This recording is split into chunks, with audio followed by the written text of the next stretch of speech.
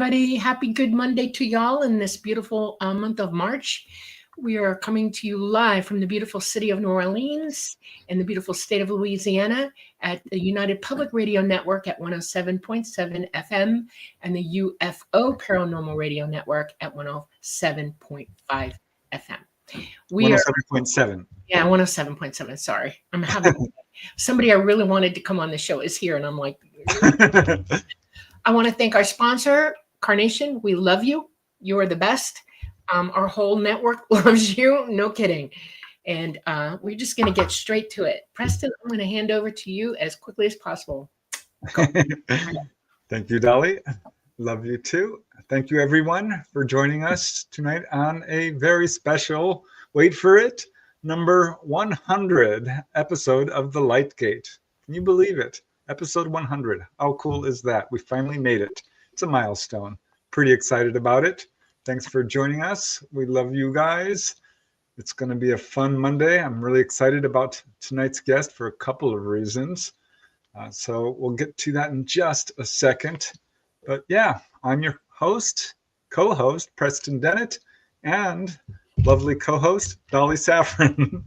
Subject of the book, Symmetry. We're putting out a sequel shortly. Still working on it. It's a lot to do. Writing a book is not easy, as I'm sure you guys know. But super excited about that. And yeah, I see lots of familiar names here. So let me just say a quick hello to you guys. Thanks so much for joining us. It's because of you guys we do this show. Oh my goodness, I'm seeing some wonderful things here, Dolly. Okay. I already spotted it. I can't wait.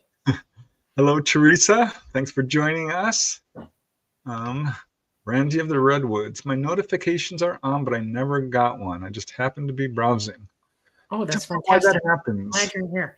If you unsubscribe and then resubscribe notification and then redo your notifications, it should be okay. Yeah, but why? Why does it do that? I've had a few people say that with my YouTube channel. I know. Either way, thanks, Randy of the Redwoods. We have the Owlman 77. Hey, Happy springtime. Yes, I'm so glad spring is coming. Yes. So many flowers are blooming around here. It's beautiful. Yeah. We have Leah saying hello and greetings. Hello. Hello, Tim Houston. Ooh, good morning. Peak, happy Light Gate Monday. Get your questions in, Peak. we love questions. Even when we do have a guest, questions are always welcome. Hector Gonzalez. Hello, Preston from New York City, Queens. Oh. Namaste of endless generosity. Thank you, Namaste. We love you so much. Yeah, thank you.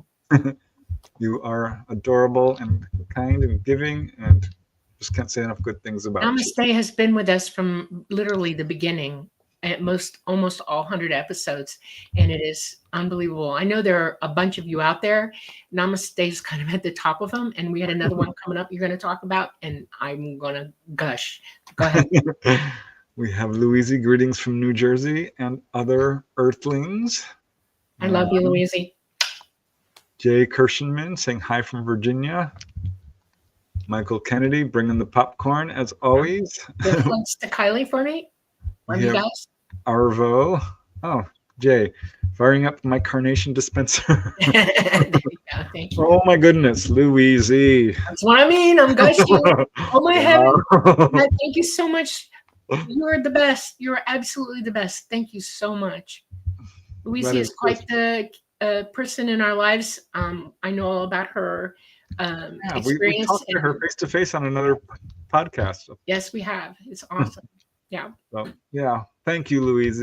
That's so kind of you. Really wonderful. Yes, thank you. We love you very much. Thanks for being here. Great Scott, Louise. Yeah. Okay. Star Orchid. Here's to an excellent beginning of a week. Oh, you guys. So generous. So lovely. Thank you very much, Star Orchid 8. Just absolutely honored. That's also awesome. Thank you so much.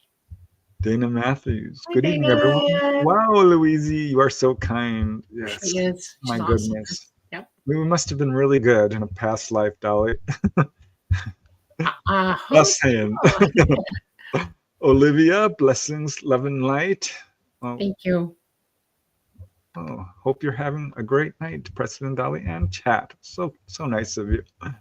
Okay, I'm going to breeze through this because I do want to get to our guests. We have Thirsty. We have Patsy Foister. Hello. From Ohio. Cool. Oh, cool. I like that. Mountain Dan from East Tennessee. We got Hi, Brian Mountain Morgan. We got Justin Sane and Jim. Oh, Leah giving a congratulations. Thank you, Leah. Oh, thank you. We have Chariz Bazila. And we have White Dragon. Coolness, right? Quite a nice crowd here today. Oh, Brian, happy 100. Thank you. Thank you. Thank you, Brian. Gizmo, congratulations, you too. Hey, Thank you, Gizmo. Brilliant design. I am totally not being held hostage by Northwest Montana. I'm so happy to hear that. Yeah. Okay. White Dragon, Princess Liera is the name of the Lyran ET lady. Cool.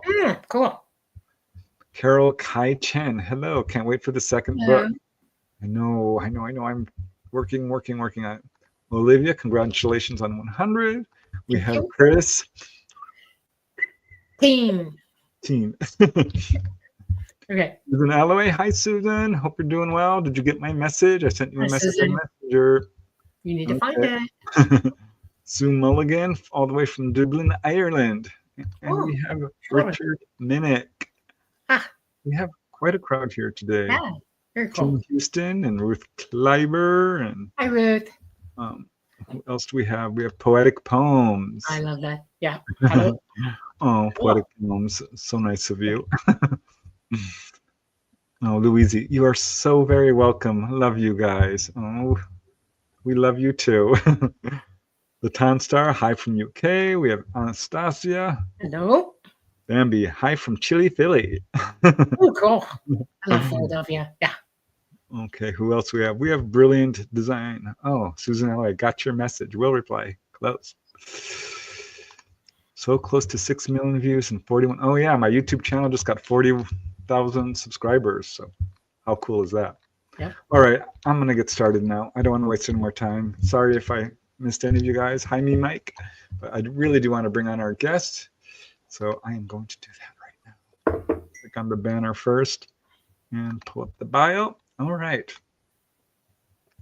Tonight, we are honored and delighted for our 100th episode to have a really exciting guest on. Her name is Linda Rafuse. She is the MUFON Canada National Director. That's huge. A certified MUFON UFO Field Investigator. Yay. The Regional Director for Asia, and a member of the MUFON ERT team. That's the Experiencer Resource Team. Linda is a seasoned investigator with an insatiable curiosity for the unknown. That has my heart already. She has called Southwest Nova Scotia home for 55 plus years, from a young age, having had her own experiences with 2 UAPs. Linda's fascination in ufology and the mysteries of the universe set her on a conventional path of learning. She has worked in the museum field for 35 years. Ooh, that sounds really interesting.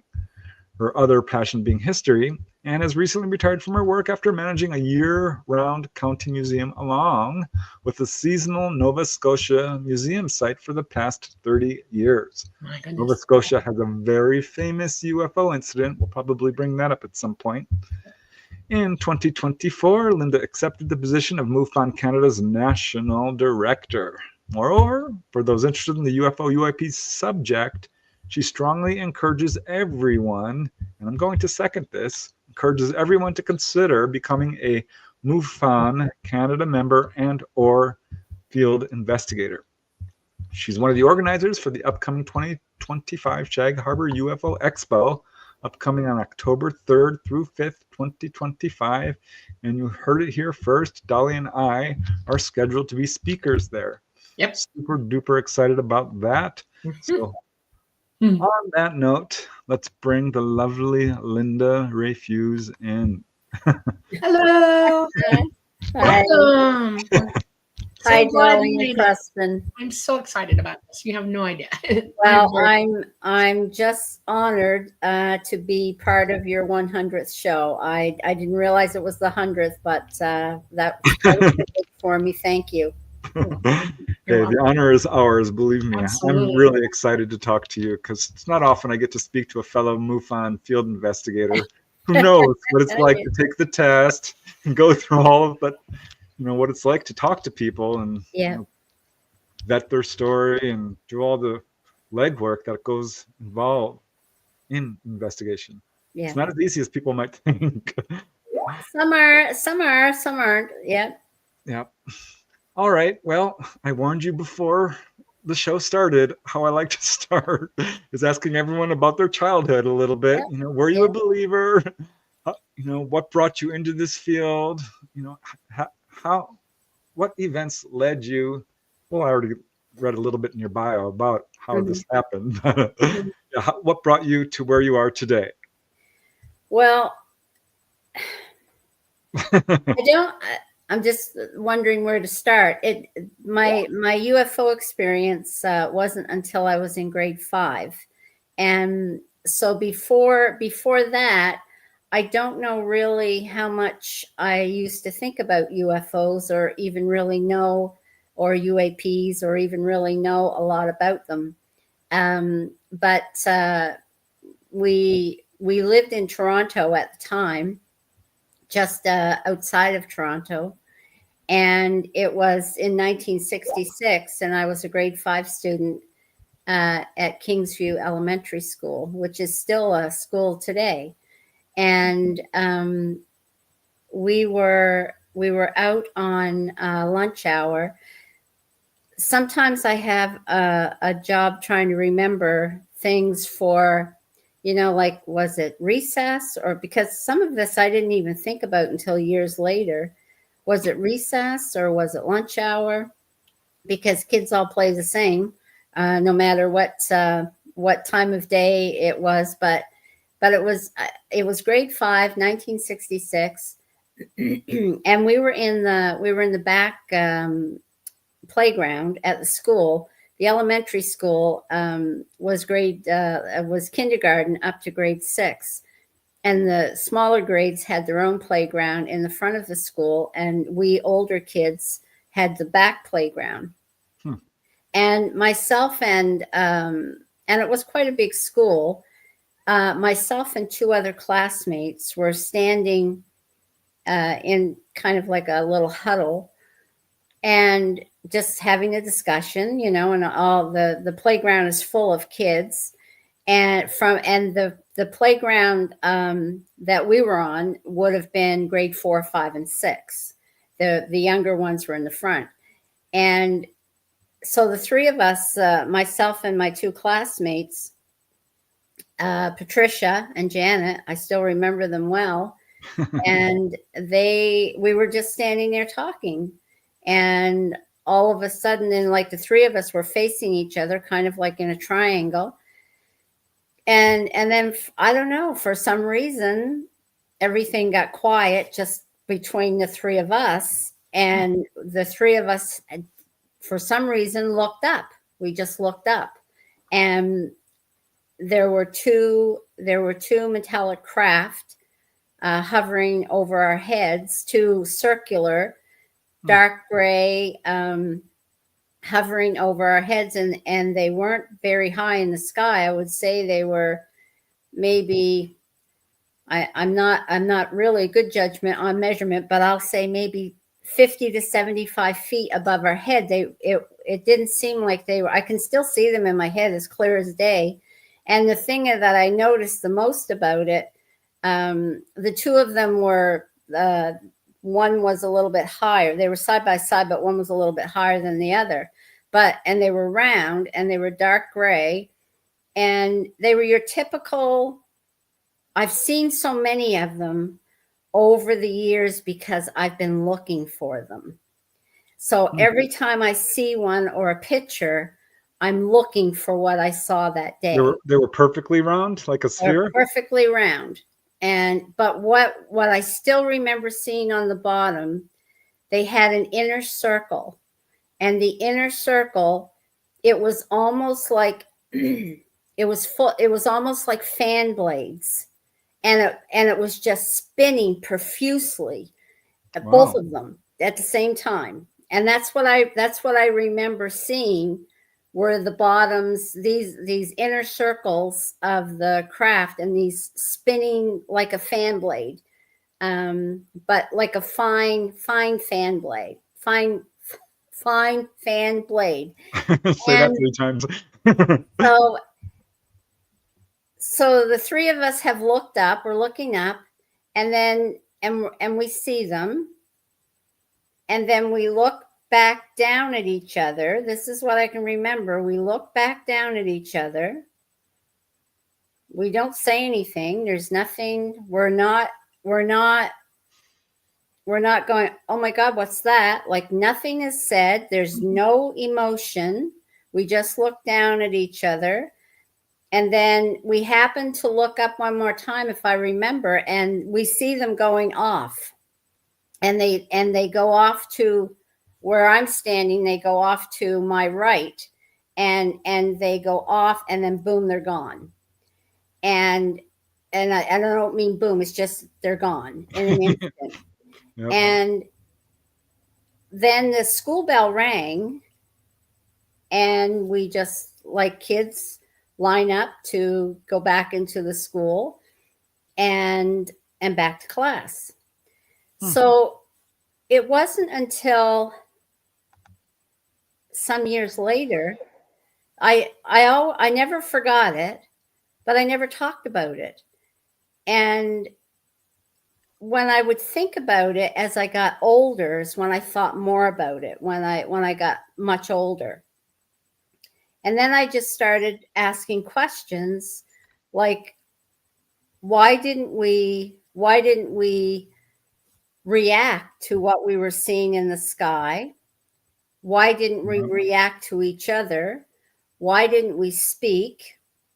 Why, out of the side vision of my eyes, were all of the other children still normally playing on the school ground?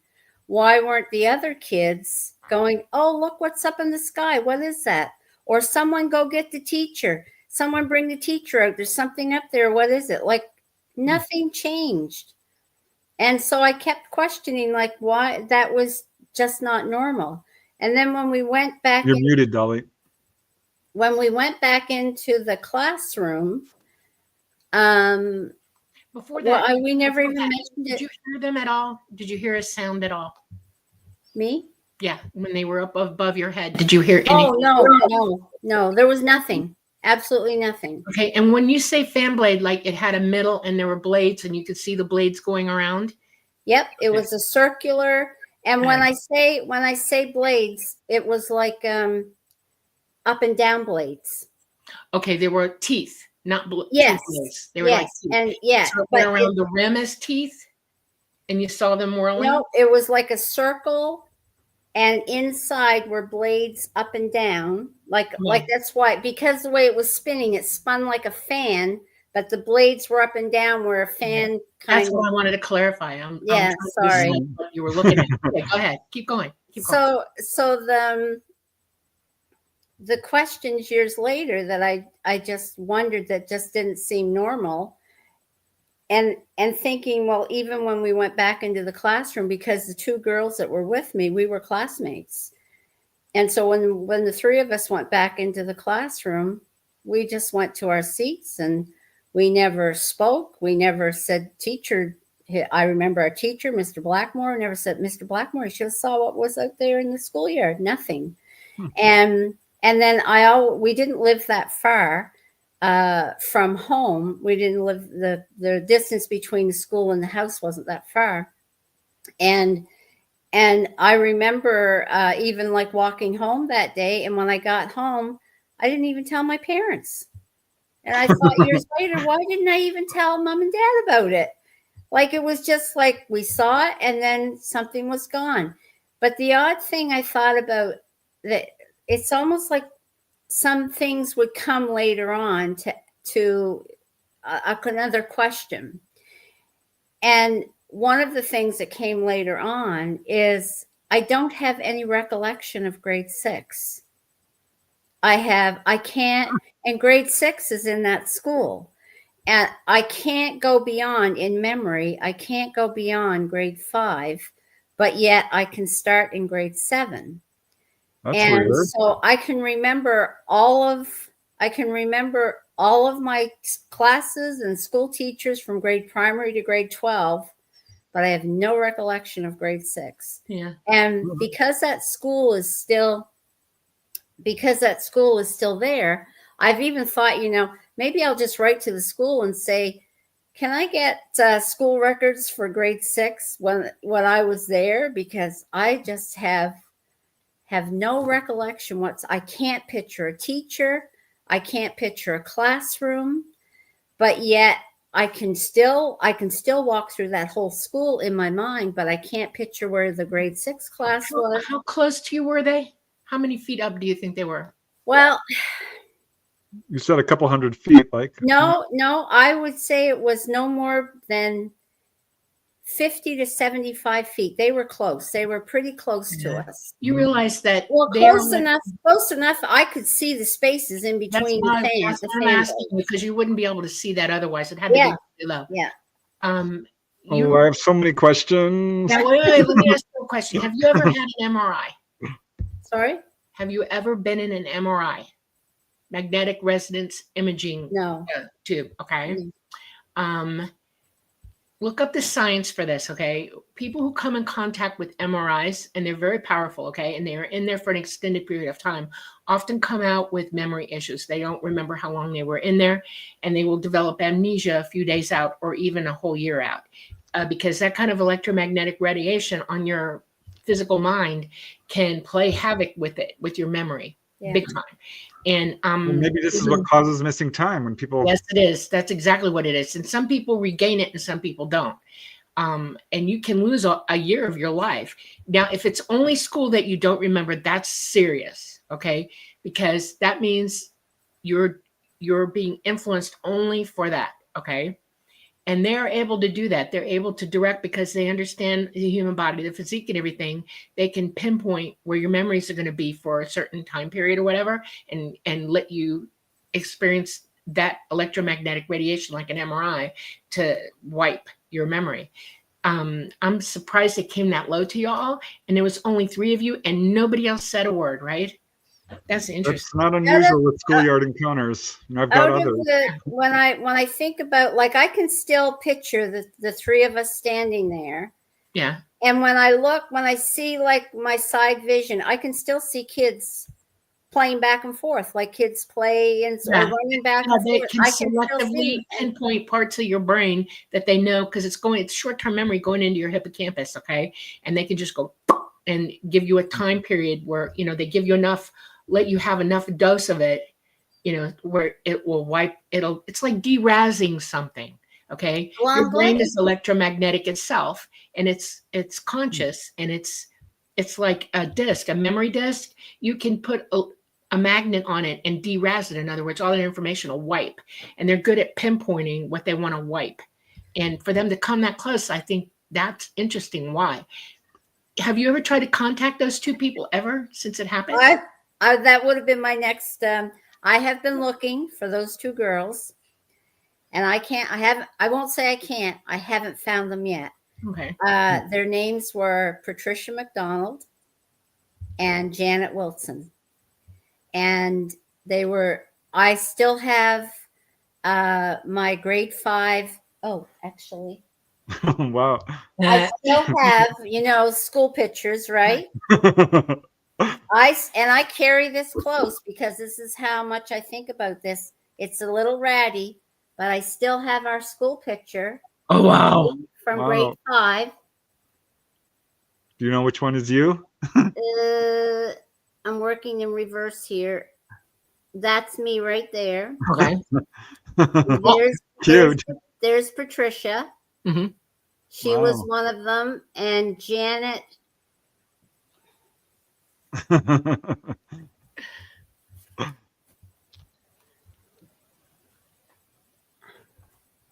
not doing this. Janet is there. Oh, okay. Okay. So that's amazing. Janet. So that's Janet Wilson, myself.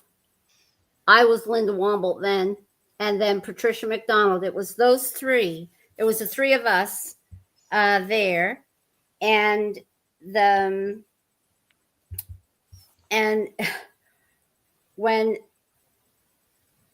it was in 1960, no, wait a minute now. So I remember grade 7. Well, I remember the rest of the school years after that. And I started, and in order to go to grade 7, we had to go to another school, and like a junior high school. And I started grade 7 with, like, I'm assuming I graduated grade 6. I don't remember it, but I would have graduated grade 6 out of that elementary school. And then I went to the Dixon Grove Junior High in grade 7. But that year, about midway between that grade 7, Mom and Dad moved us back to Nova Scotia, because that's where we had started, in Nova Scotia. We moved back to Nova Scotia. And so I lost all contact with my classmates and my friends. Well, not all of them, but I lost all contact with Janet and Patricia. And so we moved back here in but halfway between grade 7, we moved back here, and I've been here ever since. So trying to find, after all these years, Janet and Patricia, because I just want to say, do you remember that day? You know, I would be interested to know what they all did in life too. I mean, if you have contact and it's a deliberate contact, that means they're watching over you, your family, your lines, whatever. Okay. And look where you went. Okay. Look what happened to you. And I'd be curious to know what happened to them individually as well. Real curious, as a matter of fact, and whether they're involved in it in any way, shape, or form, where they're at with ufology at all, or any of the sciences or anything, you know. I was looking on all different social media platforms, trying, you know, and all I can type in is Patricia McDonald and Janet Wilson. You know, I don't know their married names. I don't know if they're still living. Oh, yeah, that would be this book will bring up a maiden name with a married name. In other words, when you go to Facebook, you know, they'll ask you sometimes what's your maiden name. And what was the city? They can find you that or way. the name of the school? Oh, yes. No. Well, the school has a Facebook page. I've been on their Facebook page, and actually I went back to that school ground probably about maybe 5 or 6 years before COVID came. I went back to Toronto to visit some friends of our family. Oh, did I ever? What was the name of the school? Kingsview Elementary, and I think it's still called that today. And so it was about 5 or 6 years before COVID came, and I went back to visit some friends, and they had just picked me up at the airport, and I said to them, they lived in downtown Toronto, and I said to them, before I go home, would you take me to Weston? Because that's where we lived, in Weston. And I said, would you take me to the elementary school I used to go to? I need to take some pictures. So they did. They took me there. So yeah, I went right in the backyard and took photos. And actually, it seems to me, even on their website, maybe it's their website, Kingsview Elementary, they have, or no, maybe I Google mapped it as well. Somehow I got in the backyard as well, besides the pictures I took when we went there. But I could still even like Google map it somehow and see the backyard. So I took pictures of the exact spot that the three of us were standing that day, just because it's, you know, it's still ingrained there, and you know, there's no answers. So from that day on, and because I couldn't remember anything about grade 6, but 7, 8, 9, and right up to 12, I can remember everything. But I had thought about writing the school or I don't know if it's like a Department of Education or something, to order school records for grade 6. Just to say I was there, just to see who my teacher was. I don't even know the name of the teacher. There's no school photo. There's like nothing. So yeah, but that incident, I was stuck with UFOs after that. I have a couple of questions. Yeah.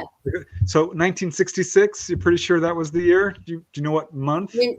The only reason, Preston, I say 1966 is because the class picture I just showed you is our grade 5, 1965/66 year. And I want to say I had trouble remembering if it was spring or fall, because all I remember is that we were in our shirt sleeves. So I knew that school was just about ready to be out for summer, or it was early fall, and the kids had no coats. None of us had coats on out, because it was a beautiful sunny day. Beautiful sunny day. I remember that the sky was clear. And the reason I ask is because I interviewed a lady in Missouri who had an encounter in March of 1966 at a school. 3 kids were the only ones who saw it. Everyone else in the playground didn't see it, came down. They didn't talk about it either. Exactly what you're saying. She did get a message, which was, oddly, remember this day. Remember this day. That was the message she got. But this was just before the Hillsdale College incident in Michigan. March of 1966, another schoolyard UFO encounter where they stayed for 2 hours. And get this is so interesting to me. Like I said, I wrote a book on schoolyard encounters, so I'm like just dying here.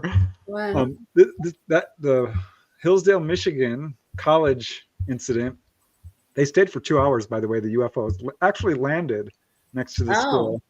But 2 weeks later was you probably heard of this, the Westall High School case in Melbourne, Australia. 2 weeks later. Yes. Wow. So this is all, 1966 was a huge year for this. And this is also really interesting. Jim and Cora Lorenzen, who started APRO, said, when Hillsdale happened in Michigan, they said, we've gotten a number of schoolyard encounters. We think they're showing themselves to kids on purpose to get people used to UFOs. Now, Raymond Fowler of Massachusetts, really prominent investigator, said, I have 15 cases that are unexplained. This is March of 1966. He says 8 of them are at schoolyards. Wow. So this is absolutely a thing. This is not a random event. They are doing this on purpose. So that's very cool. It's just because I still have so many questions when I think about it that really haven't been answered. Although thank you both for what you've shared with me, because that's probably more answers than I've received ever to try and understand what we saw. I guess the other thing too that would be really wonderful is if I could ever find Janet or Patricia. That the 2 of them would say, we remember it too. That was probably in March as well. And I'll tell you why, because they don't show gray unless they're coming down in daylight and there's the sun above them, and they'll reflect the ground underneath you. So March, there's no green grass on the ground yet, and they'll reflect back up gray. That's why you thought they look gray, because generally they are very, very metallic looking.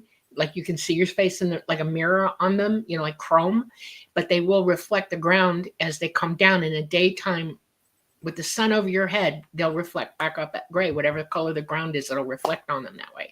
So it was probably in March. Now here's another question I have, because you may have noticed this as being a MUFON field researcher. The closer someone sees a UFO, within a couple of 100 feet, much greater chance of there being deeper levels of contact. So the fact that only you 3 saw it, the fact that you've had other encounters after that, fact that, you became so deeply involved in this field. I mean, this is pointing towards there being deeper levels of contact. I did. I was telling my story to someone one time. I just can't remember who it was.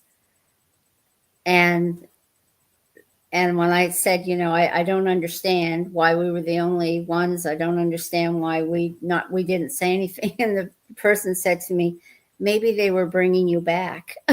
Well, that's another question. You never know. You never know. I don't know. How long do you remember them watching this? They were only above our heads. I would say no more than maybe 30 seconds, 45 at the most. They were there long enough for us to look up, watch them for 30, 45 seconds. We started to look down. We could see them move. They moved to my right, so they would have been the left of Janet and Patricia. And we saw when the two of them started where we were standing in the back of the school ground, what I would call the soccer field wasn't far. The edge of the soccer field wasn't far from us. And when we saw them start to move, our eyes did start to follow them, and they went like over the soccer field a bit, but then it was, I'm saying boom, but there was no sound. Boom, they were gone. Like it was just gone. A flash, they were gone. Yeah. So you never ever talked about it with Janet and Patricia again? There was nothing ever said. Even another red flag. Even when the three of us lowered our head, I don't even know how. I can't remember. Did we see them coming? Because all I can remember, the three of us are standing there talking, kids, girls talking on the school ground. All of a sudden we stop talking. Yeah. And all of a sudden our three heads just go up slowly. Yeah. And we look up because they're right over our heads. And we look up and we see, and no words are spoken, no emotion, no nothing. And we're there for about, I would say 30 to 45 seconds. And then we look down slowly at each other. No emotion, no word. I will never forget that. Nothing ever said. I know. We could see out of the side of our eyes them moving. And so our heads moved, and boom, they were gone. What this also reminds me of is, real quick, Malcolm Robinson, leading investigator in Scotland. Same darn thing. He described them as spherical. They were looking at them, not saying anything. He completely forgot about it. Absolutely did not remember it until sometime later. And now he's a leading investigator. Nah. So there's one of the most dramatic moments in my life. I'm a UFO contactee all my whole life. I remember everything, okay? When I was working at the zoo, my cousins actually owned it, my cousin Kathy and her husband. And I lived on the zoo with them. And she and I wanted a weekend. When you're at the zoo, it's 365, 24/7. You can't get away from it. And we just needed a bloody day, okay? And there were people there who could watch the zoo for us. So we left. And we went down at St. Pete. Because, it's way south and west of us where we were in Dade City. And we got there. We were swimming. And it was 4th of July, okay? And we went and ate dinner somewhere at the hotel that had this restaurant that revolved around it, okay? And it was wonderful. And we went back to the room and we were just resting because God help us, that's all you get to do when you do nothing, right? And we went out to watch the fireworks. Well, they ended about 9:30, 10 o'clock. And we decided to walk up and down the beach because in our family, it's fun to take flashlights and chase crabs on the beach, okay? And so we were playing around that way, we're going back to our childhood. And all of a sudden, I start to see something incoming from the west, just south of us, like towards Sarasota at Mach 9. And I knew instantly what it was. There were 4 UFOs incoming, okay? And I turned and I looked at it, and I expected her. I said, look. She was slightly behind me, so I didn't pay attention to what she was doing other than thinking she was watching. They came in, they landed, they jumped up, and they took back out. About less than 5 seconds later, 4 more came in. Now my brain is going, what the hell? And I sent a message out mentally. Who are you? What are you doing? The third group that came in, one broke off and headed straight for us, okay, and came over my head and said, "Who are you?" And I said, "I'm Dolly." And, and they said, "Wow." And I said, "What are you doing?" And they said, "No, we can't divulge." And I went, "Oh." And I said, "Well, be careful. It's the 4th of July." And he said, "Yes, we know." And he went back. Now, I turned to look at my cousin because I'm thinking she should be jumping up and down and pounding on me going, "Ah," right? She's like this. I'm like, "Oh, no." Okay. And I popped her. I went, "Kathy." And she finally glued up and she said, "What?" And she said, "You know what? Let's go back in. I'm really tired." And I said, "Okay." So we went in. We got ready for bed. We laid down. And 15 minutes later, she got up and said, "We have to go back to the zoo right now. It's 2:00 in the morning. She wants to leave right now." She was a mad woman. We packed up, we got the car, and we went back. Now, the whole time she's driving like this, she's not saying a word. Chatty Cathy is my cousin, and no, nothing. I'm looking at her, and I'm thinking, huh? And my brain's going, what the hell did they do? Okay, why was she like this? We get back to the zoo, she walks in the door, she drops everything right to bed. And I'm standing there going, huh? And I call this the silence after the storm. This is common. I don't know why people don't talk, because it's something you think you would talk about. Wow. She never spoke of it again, ever. I sort of tried to bring it up a couple times, and she looked at me like I was out of my blithering mind. I went, "Okay, fine, have it your way." So, Whatever. So there's a chance maybe even if I ever do find Janet or Patricia, maybe I'll bet you money they remember. They might remember more. You never know. Yeah. But, well, I hope one day. I hope one day. I'm going to give you some ideas on how to find them after this show. I don't want to blurt it out here. Okay, perfect. That would be great. Yeah. And I want to give it a try too, because I'm always looking for people this way. No, that would. So well, I'm assuming they could still be in Ontario. They were living in Weston. The two of them. Patricia lived. Her house was right across the street from the school, and Janet's was up by where we lived in an apartment building, just up over the highway. But we were within walking distance of the school, and her house wasn't far from our place. Wow. But but listen, you've given me more of an understanding, even in sometimes, I know, it's so easy to go down a rabbit hole and then you just have to jump out of it. And have you ever heard of classmates.com? No. See, in this country, we have classmates.com, and they do high school, but they also do middle school and elementary school. And you go in there and you give them the years and dates of the school where you're at, your info, and then they'll help you search for people in your class. Look it up. See if you might have classmates up there. I will. Well, I'm glad that I still have. And isn't it funny? I'm glad that I still have this class picture that I showed you. But isn't it funny? That's the only school picture I have. And of all ones that's important to have, that's the one. And with the three of us in the picture.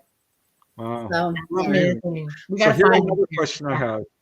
Following this sighting, did your life change in any way? Did you have any dreams about this? Did you suddenly become interested in any different subjects, or did you notice anything? No, I don't. I can't think of anything that. Well, I can't think of anything in that following year because I have no recollection of it. Right. I only remember going into grade 7. I do remember starting. I remember, we had to walk to that school as well. And I do remember starting grade 7, which would have been a new school. And then probably about 6 months later, that's when Mom and Dad moved us all back to Nova Scotia. Was that a traumatic year moving to Nova Scotia for you guys as a family? I remember sitting in the back seat of our car because we drove home. And I remember sitting in the back seat of our car, bawling my eyes out, because I was leaving my friends. Oh my God. Did you have a lot of notice at all, or did it just happen? For moving? Yeah. No, it wasn't. It was planned. So it was just that when the day came that we were leaving, and like my best friends all lived there, you know, in the same area. We were always together. So it was an upsetting day. We were all crying because we were leaving each other. But those best friends, we kept in touch, you know, over the years. And were Janet and Patricia best friends or just classmates? No, they were just classmates. Oh my gosh. Yeah. Oh. So that's unfortunate. It's Now, but did you ever ask your parents if they had sightings or encounters, or anyone in your family? My mother was always into the paranormal. She was always, even as a teenager. And I might not be saying that right. She always felt that something visited her when she was a young girl. That something stood by her bed, and it was something that was ingrained in her mind forever. And she was always a believer in the paranormal. And so we grew up with that. We grew up with always being interested in paranormal and ghost stories. Never UFO, never, you know, the mom or dad used to love the paranormal as well, ghost stories, but there was never any talk about UFOs. What about psychic ability in your family? No. Y'all didn't talk about it. No. And so, but and when we used to talk about it, you know, like even my grandfather would like to tell ghost stories, or dad would like to tell ghost stories, and we and mom would go, "Let's have a seance this afternoon." It was always, you know, it was always very positive. But when we moved back to Nova Scotia, my father had bought a service station here, not far from where I am now. And you'll never, ever not convince me that there wasn't a little girl in that service station. And and she, oh yeah, well, she stood by my bed. I can still see her today. And she stood by my bed, and I know this probably sounds impossible, but she shook my shoulder and woke me up. And I can still see her in my head. She was about 5, and she said, "Will you come and play with me?" And I thought it was my sister who slept in the bed across the room. And her name was Tina. And I said, "Tina, go back to bed and leave me alone." And she just kept shaking me and saying, "Come play with me." And when she's saying this to me, I'm on my opposite side, so I can't see her. This is why I think it's Tina. And finally, since she won't give up, I got angry, and I rolled over to say, "Go back to bed." And there was this little girl standing there in a little white dress, and she had a little teddy bear tucked under her arm, and she had long brown hair. And she said, "I want you to come play with me." And I said, "No, I'm not coming to play with you." And then she was gone.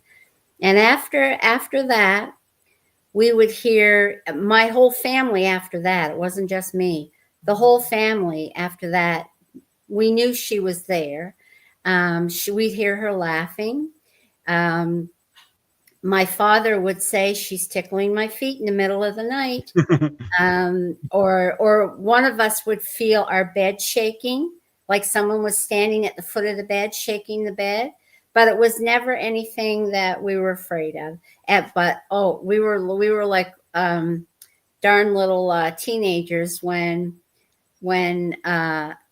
we knew that she was around. You could feel her when she was around, and we had 2 cats in the house. And we always knew that the cats were the first ones to sense that something's not right in the room. So us as little devils, we'd pick the cat up and we'd throw it in the living room, because we would say, "She's here. She's in the living room." So we'd go get the cat, because the cat will know if she's in the living room. So we would. I know. Oh, I shouldn't be saying this. No, I mean, it was a gentle throw. No, I know. I'm just kidding. pick the kitty up and we would toss her into the room to land on her feet, but she'd be going, ah! Oh my So God. we knew she was there, and then the cat would run out. But it was all good. It was all a good feeling. And still today, you know, I'm not far from where that service station was. I mean, it's demolished now, but I never pass it without thinking about her, wondering if she's where she is. And when we left the service station, another owner came in, bought the service station, and we lived, it was an apartment above the service station, and so another owner came in, and we had moved out. By this time I was married, and he knew my sister, my other sister, and he went down to her one night, and he said, her name is Sharon, and he said, Sharon, I'm bothered. He said, there's something up there in the garage. And he said, it sounds like a little girl and she's crying. She's upset. And Sharon said, well, it's probably the little girl, you know, that was always there in the house. And we just felt like, and this didn't happen like too long after we had left. And we just often wondered if it was her, and she was upset because there was nobody up the, even though this new owner came in, he didn't want the apartment. He just used the apartment for storage. And, my gosh. So yeah, we just thought maybe it's her and maybe she's upset, you know. And she looked to be maybe about, I'd say she was no older than maybe five. I'm pushing it if I say 6, but yeah. So I've grown up with being interested in the paranormal. So the UFO thing took me, or UAP as we say today, took me, it wasn't anything that we ever talked about. But after that incident there at Kingsview, I've never gotten it out of my head. You know, and that's what led me to MUFON, because I just thought, you know, I need to go in a direction where there's all kinds of people who are interested in the same thing, and maybe this is where I'll get my answer, you know, or some sort of understanding, you know, of why. But Preston, even with what you're saying, like of all the schoolyard incidents that you've written about, or the people that you've talked to who also had no reaction or had no words to each other. That's the first time I've heard that. Like, so I haven't done a lot of reading on the schoolyard, but that's the first time I've heard that. It's good to hear. You know, that tells me it is something that is common. And so, you know, it's particularly common in cases where people have deeper levels of contact. You know what I mean? When it's close, perhaps, or a message was received. I don't remember. Time even? Yeah, I don't remember there being any message. Just all these questions, and you know, of why we didn't. Why did we seem to be the only 3 that saw this?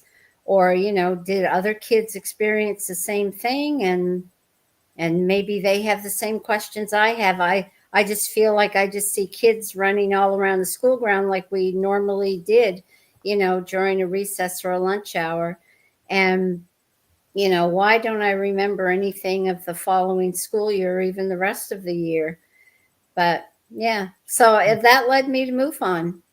When I learned of MUFON, that was one of the reasons I joined, because I've been looking for those 2 craft. But you had another sighting following this? Nope. That's your one main sighting? Yeah, that's my the one that's ingrained up here. I'll take that to my grave with me. So what was the turning point that you're like, you know what, I need to become a field investigator? Well, after when I first learned about MUFON, the drawing card was just all about ufology. It was that was the drawing card, of course. But then I knew that if I studied to be a field investigator, I would get to talk to people. And by talking to witnesses who were submitting reports, I didn't know, like, just being a member, maybe how would I get to talk to people? And I love to hear people's stories. I love to hear other people's stories about whether it's just a sighting or whether they're an experiencer. I just love to hear about them. And so I thought, when I saw that there was an opportunity to be part of MUFON, and that there was an opportunity to study to be a field investigator, that I knew that I would have a chance to speak to people. And that's what put me there. So I took that direction, completed that, and became the field investigator. And I've been doing cases ever since, even as national director. I'll never give up doing cases, because I love to talk to the people. And I feel a special privilege to be also on the ERT, the Experiencer Resource Team. I've only been on that now for maybe just a couple of months after I took on national director. And that takes a little bit more interviewing to be one of these team members. And so I was so pleased when they accepted me into that. And that's when, with the people who are submitting those reports, who have had more than just sightings, have had actual experiences or contact, then the experiencer resource person actually contacts like personally, and has sometimes a Zoom meeting, or a very long phone call, or even just meeting. And it's really even more of a one-on-one with people, and to hear some of the stories, it's just, I love it. It's a privilege to listen to these people, and we're all just good for each other, right? We're all just, we're all sharing our stories, and we're all just listening to each other with open minds and no judgment. And I don't know how many people who submit the reports to MUFON, and I mean, I'm only talking about MUFON Canada, but there's just so much. We know it's across the planet, but I don't know how many people have said, I'm only telling this story to MUFON because if I try to tell it to anyone else, well, I'm just labeled crazy, or I'm a kook, or I'm a nut. So, I guess that's what leads us all to MUFON, all of us with the UAP stories. And yeah, but you get to talk to some wonderful people. Yeah. I'll never forget becoming a field investigator. I was what pretty state young. are you a field investigator for, Preston? California is. Oh, are you? I mean, this was years ago. Oh, okay. I was quite active in the late 1980s, early 1990s. I joined MUFON in 88. Okay. And they started giving me cases. I'm like, wow, I'll never forget. Like, I interviewed one guy, I still remember his name, Brian Forrest. Yeah. He saw a UFO right by LAX. He worked for the Park Service. Wow. And saw one come down right in front of the airport. And I had to Isn't fill that out all the something? forms, do the little drawings, and man, I'll never forget.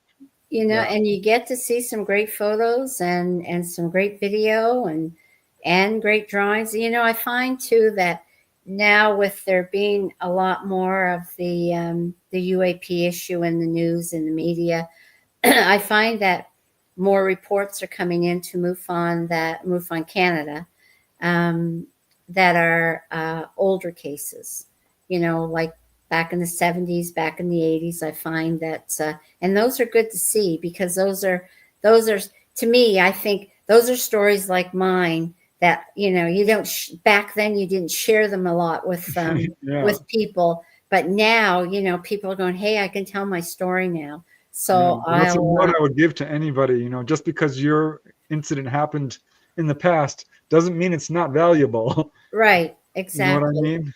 Yeah. Do report it. I always encourage people to report it because I Well, find most people don't.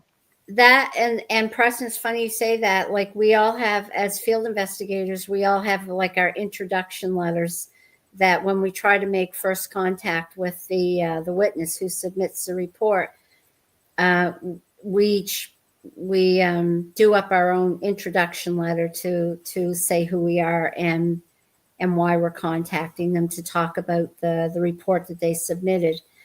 But in my introduction letter, I have that very thing, Preston, to say thank you for submitting that report, because there's so many who see things or experience things and they don't report them. So, you can imagine and you guys know, you can imagine what the numbers would be if everyone were to report what they were seeing or experiencing. I know I know people here, not that far from where I live here, who are not people with sightings, but people who are experiencers who have never submitted reports to MUFON or any, like I know there's New Fork, like any type of reporting, they've never, and these people are experiencers. And they just, and they're experiencers from a long time ago, and they've got stories, but Yeah, I always ask people when I interview them, because they come to me in a variety of ways. I'm like, did you report it to MUFON? And usually the answer is, what's MUFON? That's right. That's right. I'm like, what? Yeah, no. Yeah, right. most people don't report. I'll be real generous and say it's 1 in 10, but no, it's closer to 1 in 100. Yeah, no, I agree with you, Preston. There's times like there were a few Facebook pages I used to follow, like UFOs in Nova Scotia. I'd follow like some UFOs in Ontario, UFO sightings in Ontario, UFO sightings in Nova Scotia. Like there's each of the provinces seems to have their own UFO social media platform. Yep. And like MUFON Canada has one as well. And sometimes I'll go reading through those just to see what people are reporting, or they'll put some photos on. And that's some of the ones that I'm reading. I'm thinking, why don't you report that to MUFON? Because, there's more on there. Just what you said, Preston. There's more on there. Stories, pictures, videos that you never see at MUFON. Yeah. It's funny. I'll interview people and they'll say, we watched the news the next day and there was nothing in the news. Yeah. Did you call the news? Yeah. No. I'm like, well, neither did the other 100 people who saw it around you. No. Yeah, but it's true. It's and the other thing that's true as well, Preston, that there are people, like you say, who don't even know who or what MUFON is. Yeah. And, at some point that I know we've talked about, we have monthly Zoom meetings now for our field investigators. And we've talked about trying to do some sort of promotional event or something that it's a lot better than it used to be. People really do. Well, and I think, I don't know if it's, with all of the discussion of UAP now, especially with the US with their disclosure, and now Canada's kind of coming on board a little bit. They're still a little bit behind, but maybe, maybe it'll get a little bit better. But I find people are a little bit more open to it. I mean, at least now, it seems like to some people you can even talk about UAPs. Yeah. Well, you had Paul Hellyer, the former defense minister. Yeah. We didn't have anything like that here. No. He's a major guy to really come forward. Absolutely. And we have and there's a couple of other ones now in Parliament that seem to be pretty good. So Larry McGuire seems to be in the news at times, or was earlier, and he's an out west member of Parliament. And so, we'll just see where this goes with, with your country pushing disclosure so much. Our country's not doing that. But I shouldn't say they aren't. They're starting it now. They started it a couple of years ago, and finally the Canadian government said, okay, when we need to listen to the people, let's do something. And they launched the Canada Sky Project, and that project was basically started to well, I think what the end result will be when it all comes to fruition will be something like your country creating Arrow. And so this will be kind of like Canada's Arrow, when I forget what the acronym stands for, all domain. Yeah, all domain anomaly reconnaissance. Yeah, something like that. It's a mouthful. Yeah, but I think that's what our Sky Canada project will be at the end, because they're talking about trying to create a dedicated service to create a type of management system in how to collect, investigate, and detail these reports. And I think what they're talking about too, like, it's the same thing that MUFON does, because I remember the first time I read it, I thought, well, MUFON does that. And yeah, well, that's what I was going to ask. So is Sky Canada a government associated? Yeah, it's the Canadian government. It was put out. Okay. I have an opinion about all this. You want to know what it is? Uh-oh. MUFON, everybody in the government everybody was for a while accusing MUFON of being compromised by the feds. Okay. Oh. And every other country as well. And as I'm watching this evolve, and then Arrows show up, and ATIP and all these guys, and now you're telling, and they were, ATIP and Arrow are governmental agencies, feds. You're talking about a new agency that's a Fed. I'm beginning to realize that they're trying to push MUFON out and have everything go to them, because they're still trying to control narratives. Okay. And I think they're the ones who are compromising the information, not MUFON. And the reason that MUFON is not as well known is because they kiboshed your guys. Well, let's face it, there's a cover up. I mean, we know this. This is a subject that's very hard to push forward. Yeah. I think that's a really good point, Dolly. And thank you for saying that, because I do believe there is some truth behind that. Yeah, absolutely. A few agents got into MUFON, and I'll tell you why I know that is because I did report. Okay, I reported twice, actually 3 times, and I went back. The first time I reported, I waited a while and went back and looked for my file. Gone, nothing. Gone. I went to the Miami Herald looking for the news report, because it was in the Miami Herald as well, of what was seen that night as well, and it's gone. Yeah, I'm still looking for. Yeah, and I think that they've got agents on the inside wiping files in certain areas. Okay, this bothers me a lot. But MUFON as a whole is by genuinely interested people who are giving of your time, because you're not really paid as an investigator at all. This is coming out of volunteers. You're inclined to be honest. Nobody's paying you off for anything. That's better information as far as I'm concerned, because you guys are doing this out of the love of your heart to do it. Yeah. And you're doing this. But ATIP, these guys are making, lots of money. And saying nothing. Oh, well, we're studying it. When anybody in their right mind understands is that they know way more than they're telling you. It's the feds. Okay. Yeah. We've had presidents warn about this coming up on us like this. Eisenhower being the one I'm zeroing first. He worried about the industrial complex. He warned everybody about it, and it's real. Okay. And I think that they're absolutely powered into controlling the narrative about all of this. That's why UAP is the narrative now, not UFO. They took control of that narrative as well. They don't want you to call it a UFO. They want you to call it a UAP. Yeah. And it wasn't MUFON that did it. It was ATIP and okay. Yeah. I find that. So I'm curious, you've been a field investigator. How many cases have you researched, and what do you remember some of your early ones or some of your favorite ones? For me, how many have I done? I've done over 200. I think the last count I had was 244. And that's tremendous. I really enjoy doing it. And as I say, you know, I won't stop doing it. I'll continue as long as I can. And have I had any like favorite cases? Yeah, I do. I have. They're just I'm trying to think. It was 1978.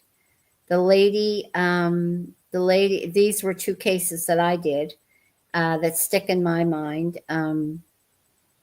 It was a historical case, 1978.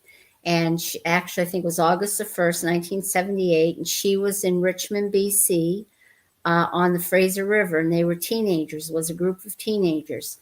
And she said her name was Janet Janet Wilson. So close. It's like, oh, not quite close enough. That would have been amazing. So her name was Janet, and she said there were about 10 of them. She was about 17 at the time, just a bunch of teenagers hanging. It was in the industrial part of Richmond, BC, down on the Fraser River, down in the industrial area.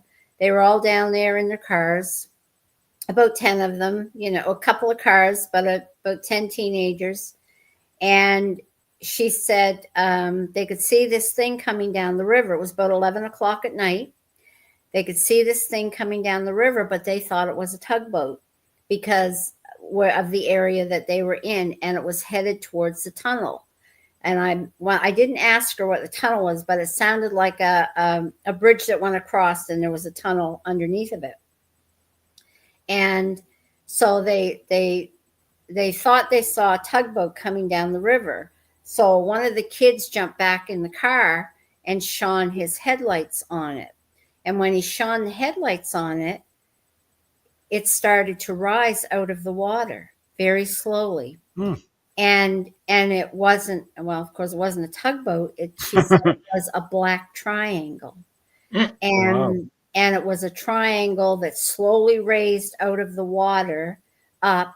And where they were standing on the shore, it came to them.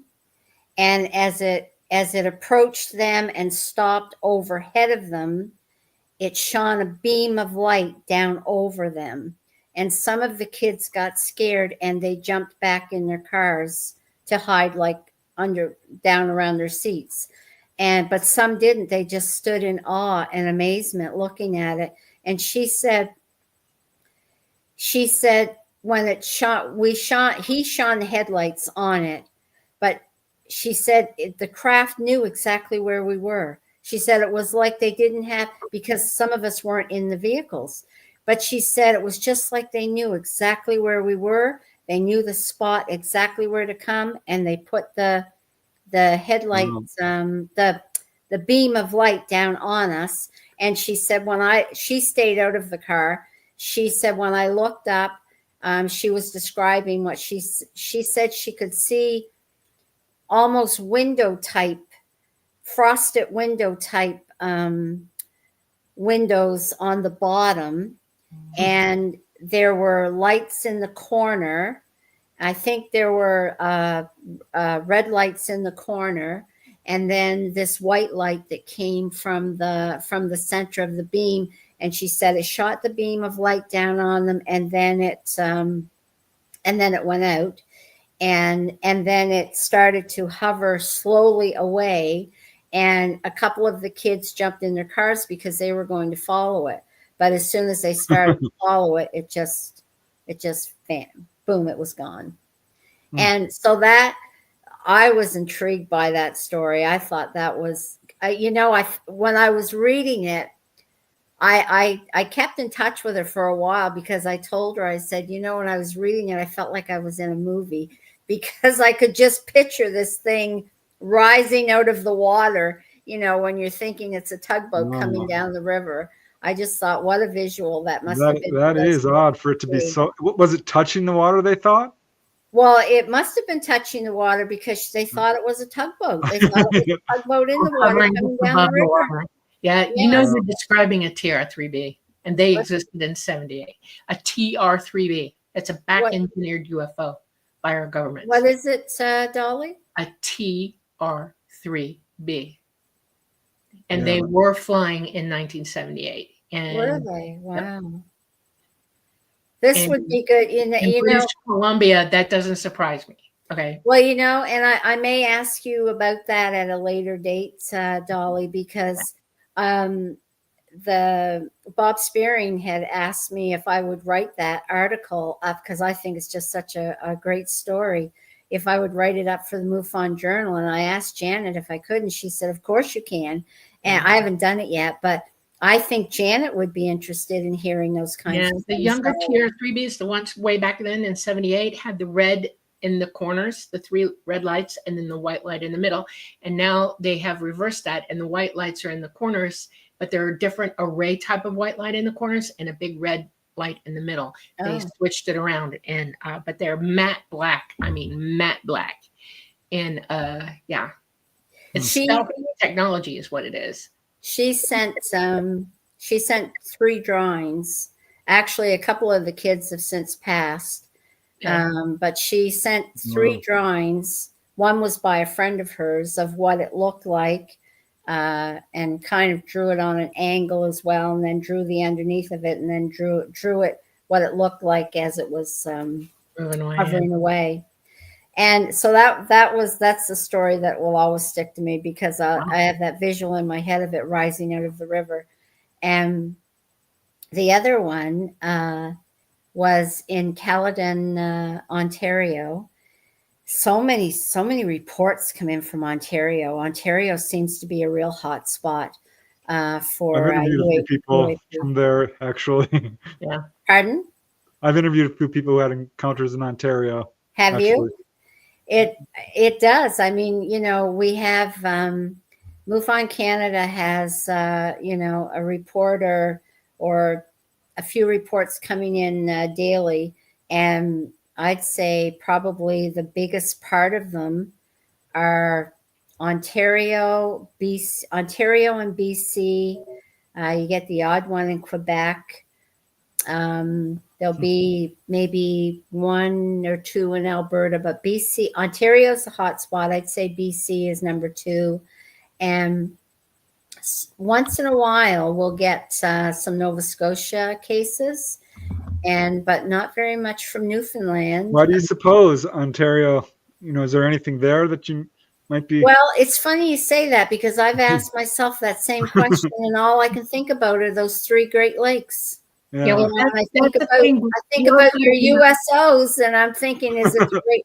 Well, but saying that, I was reading a case that came in because she was actually a girl. I thought, I should contact her. It was a case I didn't have. It was another MUFON Canada, another field investigator who had this case, and it was in Ontario, in Toronto, and it was an older.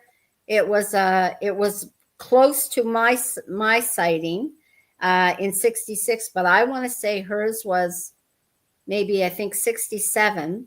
And she said that her and her girlfriend, they were just, I think she said she was maybe around 12, something like just young girls. And there was a motel on the shores of Lake Ontario down in, just like right in downtown Toronto. And her best friend, who this girlfriend of hers, there was a motel, and the best friend's parents owned this motel, so they were out in the yard playing, and of this motel. And she said that all of a sudden, this craft flew over top of them, but it sounded like she saw it for a while. And then she said it kind of stopped and hovered a bit, and then it flew out over Lake Ontario because they were right on the shore, and it went into the lake. She said, I watched it. It went into the lake. Amazing. So I've often wondered why Ontario isn't so full of sightings if it has anything to do with those. I mean, it's the Three Lakes, but it's also Lake Ontario, which is like an ocean itself. You know, if you're on it, you'd never think you were That's in the where middle Steve of Canada. Boucher had his encounter, I think. Yep, He's, it is. Yeah. He's pretty Who famous. was that? Steve Boucher. He wrote a book about his encounters. He just recently passed. He was a pretty famous contactee. And it was Canada. on Lake Ontario, was it? Or one of the Great I think Lakes? so, yeah. I Wow. seem to remember. Yeah. I would believe that. And you know, a lot of the Ontario cases that come in, like there's not a lot of Northern Ontario, but they're right, and a lot in farm country. Lake Ontario is closer to the United States. Okay, we have massive bases up there, from Wright-Patterson all the way up. There are hundreds of them, and Wright-Patterson being a hub, like out west, Wright-Patterson is a great big place. We also have Northrop Grumman and places out there, all the way out to Washington. Yeah. And they're back engineering all the time. And you all would get sightings from that alone. But ET watches everything they do. Yeah. Or they used to. And you would get a lot of sightings that way. And yes, they're coming and going. They use the water to cool off. Or they'll go down and just hang out for a while, take water on, and then go. So, yeah. It's funny you say that, Dolly, because like living here in Nova Scotia, we're surrounded by the Atlantic Ocean. Right. And, most of our coastline are fishing villages. And I can't tell you how many fishermen come in, like lobster fishermen. These are like daytime. They'll come in. Well, sometimes the offshore, or I should say inshore lobster, they'll go out and they'll stay like a couple of days out to sea, but they're still like inshore. Right. And my brother-in-law being one, and I can't tell you how many of them come in and will tell you what they've seen out there on the ocean. And I remember one coming in and saying that they watched a craft out on the water. They were out lobster fishing, and they watched a craft out on the water, hovering. He didn't say how many feet, but it didn't sound like it was close to the water, but just above it. That they could see it very well, but they said the odd thing was it was like it was sucking up water. Yep. So I find that's interesting that you say that, because I'd never heard that before. They have major batteries on board, and you go through a lot of water. The craft use a lot of liquid, and they'll run out, or they'll get low and they'll go down for a dip to get some. Oh, okay. Yeah. Batteries, high charging batteries need water. Hydrogen. Okay. And that's part of the balance of their energy in those batteries. And they need water. They need it to cool off, and they need it to run the craft. So, yeah. So many stories. Oh, and so the other one I wanted to tell you about, if that's okay. Yeah, maybe we can get to some questions from chat. So do you want to do that first, or I can share that? No, let's hear your story. Okay. You still got time. So, another lady, she in Ontario, her name was Anne, and she sent in a report to MUFON. She was from Caledon, Ontario, and that's maybe I'm trying to think where Caledon. Not far from Brampton, I think. Anyhow, it's in farm country. Right. And so this actually was at her mother's house in Caledon, and her mother has big fields in the back of her home, and she has the daughter had set up a trail cam. Because her mother lives alone, the daughter had set up a trail cam in back of the house facing down towards these fields because they were just vast. And so she sent this one video to MUFON, and I got the case, and it was how animals can trigger trail cams.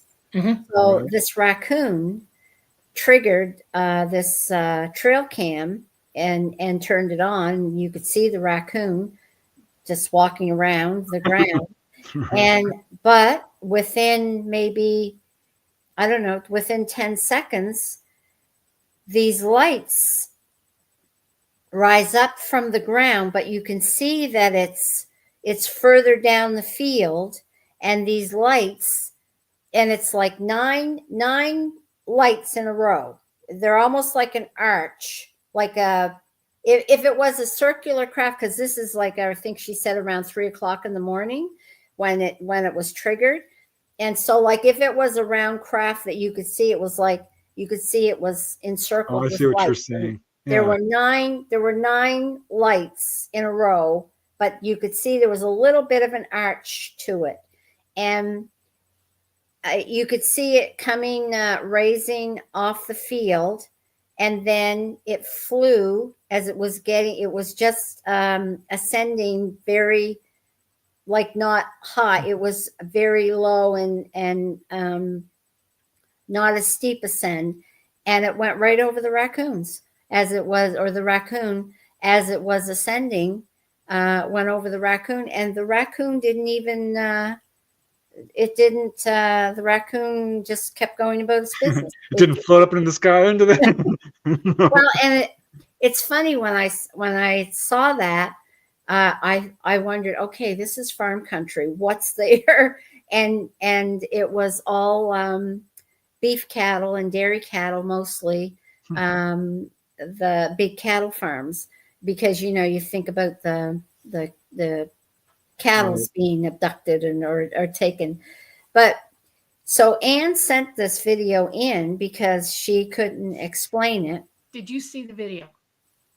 Oh, yes. Okay, I'm going to ask you a couple technical questions. Yeah. Okay, yeah, I need answers. Okay, so in the film, did the entire array of lights fit in the frame with the raccoon as it came over? The raccoon was gone, but when the lights showed up. No, the raccoon was there the whole time in the video. The video is, okay. I'm sure Anne would be okay with it. I could show you the video, Dolly. I'm curious because a big craft would not be in frame in that type of camera that close. You would see it far away and then come up, and then only one or two lights would show as it came into frame closer over the raccoon. That's what I'm looking for. I'm looking for the 3D information that I need to see off that film to see if it was, because there's two things it could be. It's either really a craft, if it's an infrared camera, night camera, night vision, and it could be an insect that's reflecting and it looks like lights coming toward it. And that's another 9 reason. lights in a row? That doesn't Yes, sound there are insects that look like that. Yes, there are. That's what I want to know. Yeah, So I know what you're saying. And I'll show you the video. I sent the video to, I told Anne, I said, look, I'm not the expert on this. It needs to go to a higher level person than me. So I sent it to MUFON's, one of MUFON's video photo analysts. And not MUFON Canada, but down in the US. I forget the gentleman's name, but he was the guy who you were to send your videos or photos to. So I sent it to him and told him the story of the lady, what the story was, and that no one could explain what were these lights. And he came back with his analysis, and he said, I cannot explain what that is. Wow. At all. He said, I've ruled out everything. Yeah, I have 40 years of evaluating film. I will see if I can send it to I'll figure out how I can get you to see it, Dolly, because you have to remember, perspective. Cameras are cameras, and the lenses can only see so much. And if you see something from the distance coming toward you, because perspective, the lights would spread out as it got closer. It did. From 9 lights to 1 or 2 lights. That's all you would see. No, it was gone out of the top of the frame. It started like here on the field, and then it went like this, just like a plane taking off on a runway. Okay. And as when it started off here on the field, it was the 9 lights, and then it just started this this ascent, like very slow. Well, no, it wasn't slow, but it wasn't a steep ascent. It took off just like an airplane, the way it comes off of a runway. Yeah. But it was getting closer. The 9 lights were still there when it flew over and right out of the top of the frame. And the raccoon like is down here, and like he just doesn't. He's still going about his business. So yeah, I'd love to see that. Yeah, because I will. I'll see there's how a way you can determine how far ascension and declination inside a frame. Okay, and you can determine how far away it is to begin with versus how high it is as it's going over the lens of the camera. And if there's light going into the camera as it goes over it, if the raccoon lights up more, you want to look for things like that, because that means it's really low to the raccoon. Yeah. If no light hitting the raccoon as it goes over, then it's very high above the raccoon. Yeah. No, there was no light. There was no light. No. It may have been higher than the perspective. Yeah. So did you ever get any cases involving entities? Yeah. With being on ERT, with being on the experiencer resource team. Yes. Yeah. I find those the most interesting. I love talking to those people. Some of the stories are just fascinating. The experiences that some of the people have, even, like, and saying, like, there's the same thing too, that could be said, Preston, about people not reporting to MUFON. There's a lot of people who have these experiences, and they don't report them. Those ones, they especially if there's entities, they don't want to talk about them. Nobody likes to be thought of as crazy. That's why. Well, a gentleman just down the street here from my house, who's lived here for years, and I mean, we've been here for over 50 years in this house. And he's lived all these years down here, as a kid, and now he's living up in the next county. And I was just talking to him a couple of years ago, maybe not quite. And he said, Linda, I know you're part of MUFON now. He said, I'm going to tell you my story. And he said, I wouldn't have told you any other time, but he said, we live on a river here. And he said, I took the motorboat out when I was a teenager down in the river, and I took it down out into the harbor, because we're just, I don't know, like maybe we're not even a quarter of a mile from the harbor, the mouth of the harbor, going out into the ocean. And so a lot of people, they're always on the river here all the time. And he said, I took the motorboat down to Coffin's Island one night when I was a teenager, and he said when I got over towards Coffin's Island out in the harbor, he said this light came out over me, and he said I didn't have any fear of it, but I don't know what it was. And then he said, I just figured I better turn around and go home. And when he got home, his mother was sitting crying at the kitchen table, and he said, I never saw two parents so happy to see me home. And she grabbed me and she said, Ed, where have you been? And he said, what do you mean, where have I been? I just took the boat down to the harbor. And she said, he thought he was coming back, like, not that long. And he had been gone for hours. And he said it was almost 11 o'clock before he got back. And he said, I have no idea. He said, Linda, I wasn't gone that long. I just went down. But he said, all I can remember is that light over my head. When I got close to Coffin's Island, I didn't know what it was. And I thought I better turn around and go back. And ever since he had that, happen to him as a teenager, and I hope Ed doesn't mind me telling this story. I better ask him. It's too late now. I've already said it. He'll be fine with it. I'll tell him. But ever since he had that experience, he's had so many things, like through the night, dreams, visitations, Yeah, like all good, but it's all entity. Driven, yeah. Yeah, yeah. Mhm. He Well, has when missing quite a time like that. he has quite a story. Yeah. Wow. Yeah. All right. Well, maybe we can hop up a few questions because we actually used up most of the 2 hours. Okay, so let's see what we got. Okay, Michael.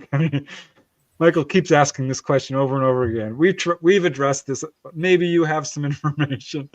Linda, can you shed any light on a possible, quote, too large to move UFO crash that was built over to cover it in Canada? Michael, I have the same question. We're all waiting to find the answer. I know exactly what you're talking about. I do. I know exactly what you're talking about. Okay. I don't know the answer yet either, but I'm waiting as well. All right. When Linda? when did you find out about it? About the object that had something Too built big over that you built over, yeah. it? Maybe about a year ago. And when was it supposed to have happened? I don't know. That's all I heard about it. There was a craft too big to move that they had to build a building over it. Who was the originator of the story? Do you know that? I heard it through Ross Coulthart Yeah, I think that's right. about a year I believe ago. that, yeah. Yeah. So we'll see. So yeah, I'm in line with the answers too, waiting for the answers. Yeah. You're not going to get it. That's quite a mystery. I don't know. Does anyone know where even that story came from? As far as I know, it's Ross Coulthart. I think he has a whistleblower or something. Oh, okay. Isn't he in Australia? Yes. Yeah. Okay, can I tell you a secret? I'm not going to tell you a secret. I'm just going to flat out say it. You know, I've got Talata. I can talk to him anytime. Okay. Yeah. And the first time I heard about this was about a month ago. Yeah, my contact. And I went, "What's up with that?" And he said, "Nothing. It's misinformation and disinformation." Oh. So that's so annoying. This field has got so much of that. Yeah. Yeah. Bothersome. All right. Well, I want to ask another question from Michael. Yeah. Linda, are there any, quote, crop circles like phenomena in Canada's past reports? Everywhere. There's crop circles everywhere, as far as I know. Yeah, especially I think there was one maybe around, was it around 78? There was a big crop circle story. No, wait a minute. Maybe it was the same year. 67 was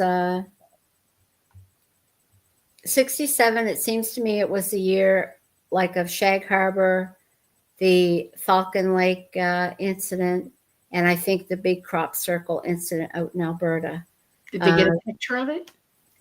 Yeah. Well, I think it's a drawing. I think there's a drawing. I haven't seen it in a while, but it seemed, I can't even remember the name of the farm, but it was a farm out in Alberta, and it was the crop circle. It was the crop circle story. That's the only one I've heard of. That I'm sure that's something that could be Googled, because I know they were the three big stories, I think, of 1967. Right. I know there's some really fantastic landing trace cases up in Canada. Yeah. I think his last name was Fuhr, Fuhr. I don't know. I can't remember. But and it was what? Landing traces. Landing traces. 3 UFOs land, and it crushed the grass and kind of. Well, and that very well could be even like what the crop circles are. I'm not sure, because it seems to me, if I remember, there were 6 marks in the drawing. But I'm sure if Michael just Googles it, the 67 crop circle story in Alberta. Wow. There's a diagram. All right. So here's a question from Louise, and this is regarding memory. Do you think that the, quote, forget this event that ETs instill in some weekends as people remember more through the years? So I guess, well, if you understand that question. Let me read it again, because I'm getting a point from that. Do I think that forget this event that the ETs instill in some can weaken as people remember. I actually see some truth in that. And yeah, I'd just say it's a fair because statement. just because more questions have come to me through the years, and it's almost sometimes like I struggle to try and fish out that day, and to fish out, like, just from my experience, to fish out my memories. And sometimes it seems like the more I try to think about it and to try to bring something out, it's like I get more confused. And then I'm thinking, why am I getting confused? I'm trying to figure this out, and I'm trying to remember. And then it's like all of a sudden this confusion hits. So I can almost see something in that question that makes sense to me. Yeah. These are the crop circles. They're very famous. Can you see them? Oh, yeah. They're some of the most famous crop circles that are at. That's why I went looking for it, because I know. Were those the Alberta ones? Yep, that's them. Oh, okay. Well, it might be the 6 Beautiful. circles there. Yeah. They're a really big deal. Well, Yeah. That 67 seemed to be a year for the 3 big events, and then they had the big Clarenville event in Newfoundland there with the big. But I think that one was later on, maybe around 78, with the big craft over the island there in Newfoundland, just outside of St. John's, and there was all kinds of people who stood on the shore and watched that one. Including an RCMP officer who did a big interview about it and filled out a big report. And still today, he lives here in Nova Scotia now, and still today says he knows it is what it is. He said that's what it was. Yep. Yeah. Well, going back to memory. I want to know what it looks like. Did he describe it? Oh, yes. Actually, I think he painted it. It was oval. It was a long oval that had some type of what I'll call a fin, a little bit of a fin on the end of it. But it was an oval. If you Google the Clarenville, Newfoundland incident, I think it was 78. You'll see, and I think Jim Blackwood was the RCMP officer who answered that call. And then when he stood on the shore and watched it, some of the people there in the area came with him, and that was a through the night incident as well. And Jim today lives. Well, he's been retired for a long time, but today he lives here in Nova Scotia. Wow. Yeah. So going back to the memory thing. Yeah, I agree. Because I know I had an encounter that I completely forgot. Absolutely forgot it. And it came back to me like 3-4 months later spontaneously. Wow. But having interviewed a number of people, they'll sometimes have a trigger. They'll see the word UFO or something, and boom, it just, I think sometimes when the time is right, I guess, I don't know. Yes. People will suddenly remember more. So there's something to that for sure. Yeah. It was good to read that in that sentence, because I felt like that made complete sense. Instead of like, this is for everybody. Instead of just trying to remember the incident as a whole, you go back to the very first moment of the incident in your mind and calmly replay it in your mind, second by second by second. In other words, you see everything as it's happening. You run that reel, and if any new information will come in, it'll come in that way. But if you're just trying to see the whole thing at once and trying to make sense out of it, you're not going to. But you have to replay it yourself. That way, it's coming directly from you. There's no confusion, and you know what you saw. And it's your brain being exercised into remembering as you do that. It's a type of self-hypnosis that you can do. And because you're asking yourself to see it again. See what I'm saying? Yeah. And you might try that technique. It might help. I have actually kind of done like a play-by-play, going through it from the beginning of the reel to the end of the reel. And that's when, sometimes that's when the questions used to come. Well, why didn't you do this, or why didn't you do that, or why didn't that kid do this, or and that's when the questions would come. Why didn't I tell mom and dad when I got home? That came later. That didn't come. All those questions didn't come at the same time. They came at different points when I'd be thinking. It took me a while to realize I had missing time with mine. So I'm like, well, why didn't I tell anybody? I don't remember driving home. I should have turned around. All these questions. Another technique I found that works well is writing it down and then filling out the narrative. It's like, okay, well, let me insert this until you get, it'll start with a paragraph, and then suddenly you have a page, and then you have 2 pages. You start to build a much more complete picture. Okay, now I've not tried that one. Yeah, it's a good technique to really start to fill in little details, because then suddenly you'll be, oh, now I remember, this detail or that. Yeah. That's what I always tell experiencers who are struggling with missing time. Yeah. All right, we've got a few more questions here. I think we already asked this, Gizmo. Did you ask if her parents had any experiences? Yeah, we asked. Yeah, not with UFOs. It was paranormal. What about siblings? Any? My siblings with UFOs? No. It's just you. Just me. Yeah. Is there and they're not interested in hearing my UFO story. Oh, no. Well, the one's not too bad, but the other one goes, "No, Linda, I don't want to listen to that."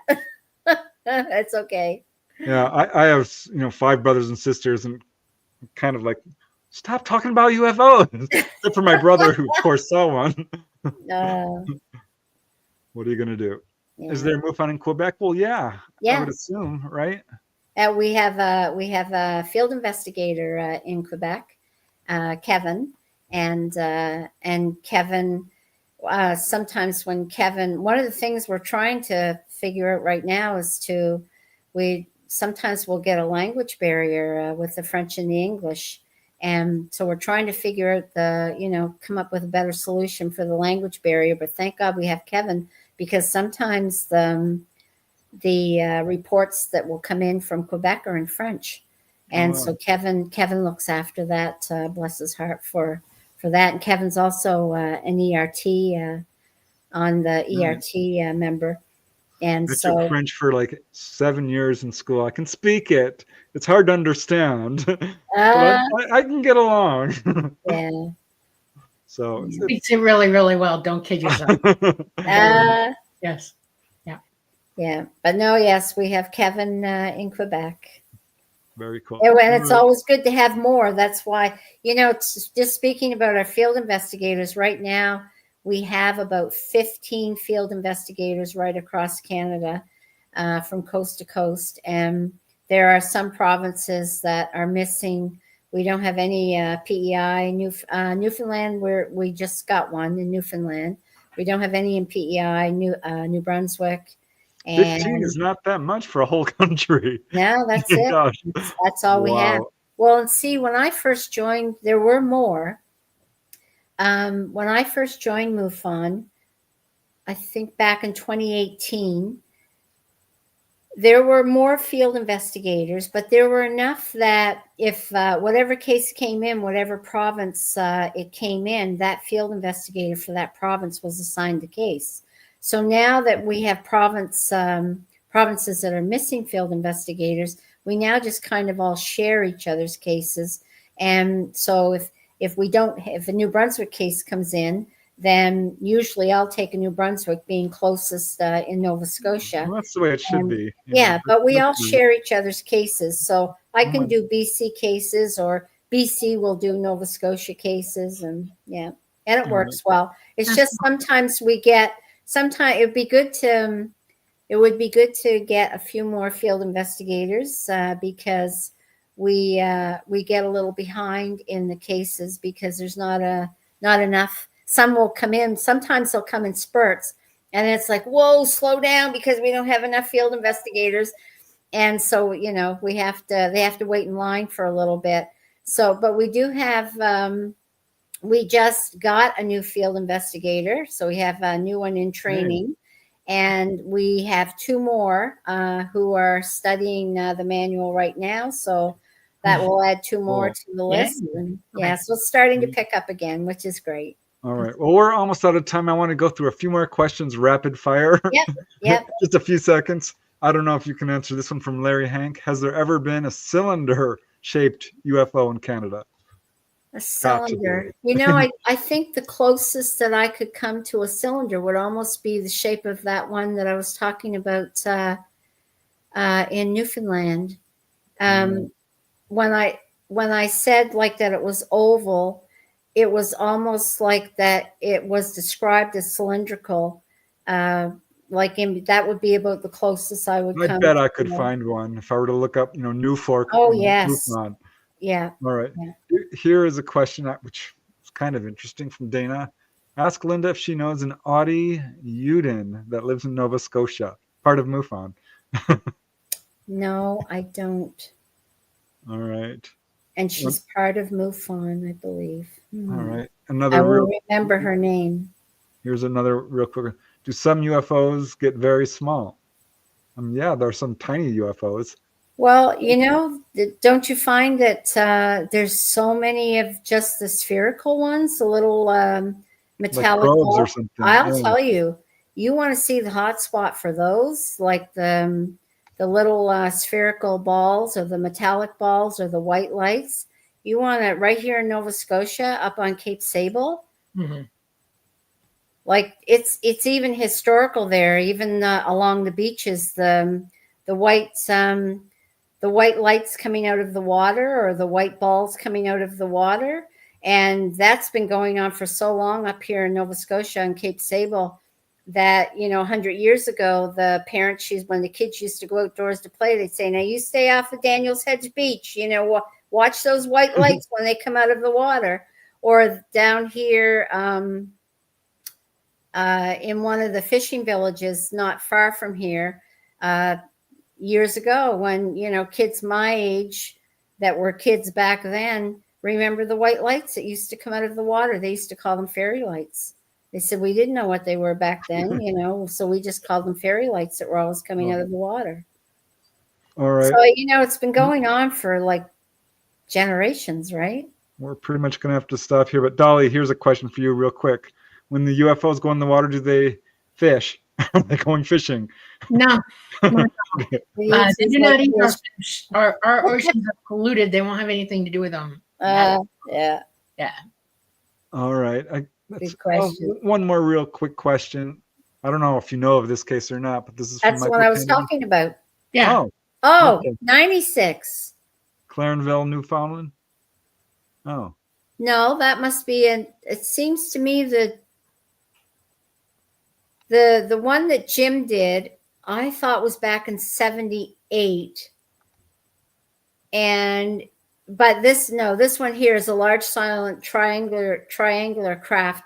The one that was hovering over, I think it was Random Island in Newfoundland, just outside of St. John's. That was the one that he was saying it was oval, but I remember him saying something like a cylindrical shape with the fin on the end. But I'm not familiar with the 96 Clarenville. Isn't that interesting that that's two in that small. You have to pay attention to what the lights looked at, because like I told you, 78, the lights are different than newer. Okay. Yeah. The lights are going to be white on the triangles and red in the center. Right. We didn't get a chance to talk about the Shag Harbor Conference, but I thought I'd give it a shout out real quick. Okay. Yeah, we've got a great lineup of speakers, including the two of you. Can't wait to hear your presentations. And Darcy Weir will be back. We had him last year showing. He'll be showing hopefully his newest transmedium. I don't know if it'll be his newest. His newest one is the Puerto Rico UFOs. So I'm not sure if he'll be showing that, but he'll be showing one of his films. We did Transmediums last year, Transmediums Fast Movers last year, and that's how we got Mark as a speaker this year, because Mark was on Darcy's Transmediums Fast Movers documentary.